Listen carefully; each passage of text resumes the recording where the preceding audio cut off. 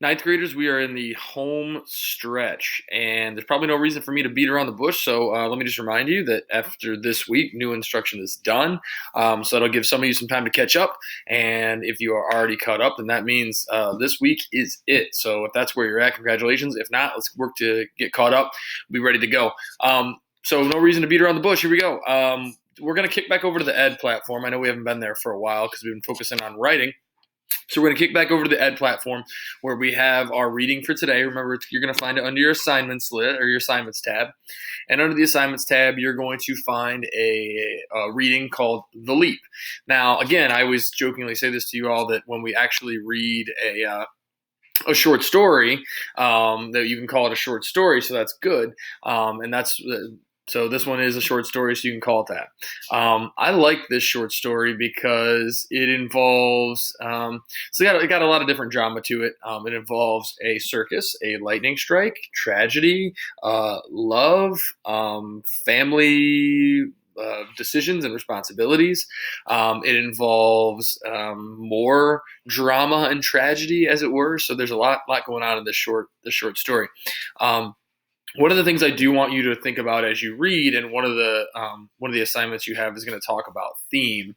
We'll get back to that in a second, but I do want to remind you that theme is, sort of that overarching or universal idea that the author is trying to get you to think about. Or also sometimes you can think about a theme as maybe like a lesson. What does the author want you, the reader, to kind of take away from this? What does the author want you to think about? So remember, that's what theme is. As you read this, I would like you to complete the yellow modules. So contrast and contradictions here, analyzing the plot here. As you go along, I find these are helpful only because it makes you pause and make sure that you understood what you read. I think we've all been in that situation where we read a paragraph or two and you're like, I know that I read that, but I have no idea what I just read and I got to go back. So if that's the case and you do have to go back, that's okay. But I like that these yellow boxes give you a break to make sure that you're doing that. So if you have forgotten something or you just kind of spaced out for a moment, go back and read that part. So continue to do those yellow modules as you go along, talking about, contrast and contradictions in that one. You can go ahead and skip this one about relative clauses. That's part of the lesson that we don't need to worry about. So if you get to that one, which is right after paragraph 13, go ahead and skip that. There's another one about, things that happen repetitively again and again, making inferences and things of that nature, analyzing plot. So it's a little bit of a longer piece, maybe not as long as The Most Dangerous Game, but a little bit of a longer short story. So when you're done with that, please make sure that again, mine looks different than yours, but you do mark it as done or as finished or as completed on Ed, Your Friend in Learning, so that way I know and I can go back and I can check and I can give you credit for reading it and completing those modules.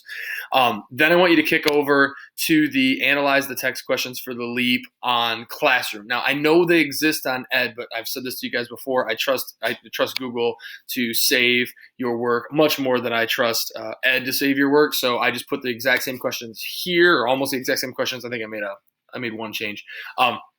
So answer these questions and then go ahead and get it turned in on Classroom. So make sure you hit that turn in button so that I know you're done.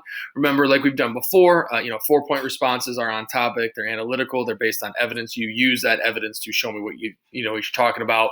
2 points, they might be on topic, but not really a lot of evidence, no development. And then 0 is you're not really on topic at all. Again, I'll say this for the 85th time on online learning, like one sentence is not enough here. Okay, make sure that you are giving me a complete response so that I know that you are able to attack questions like this in a meaningful way. And attacking a question like this in a meaningful way is not, 1 or 2 sentences. So that's going to be the majority of that's going to be what we're doing today. So when you've turned that in, you're good to go. Again, reach out to me with questions.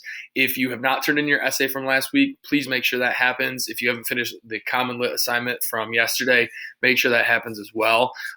Tomorrow we will jump into the online selection tests for the Leap, and then Thursday will be the last day of new instruction. So hope you've been sticking with me. Again, let me know, remind or email if you got issues or questions. You can always leave a private comment on Google as well. So hope you guys have a great Tuesday. We'll check in with you tomorrow.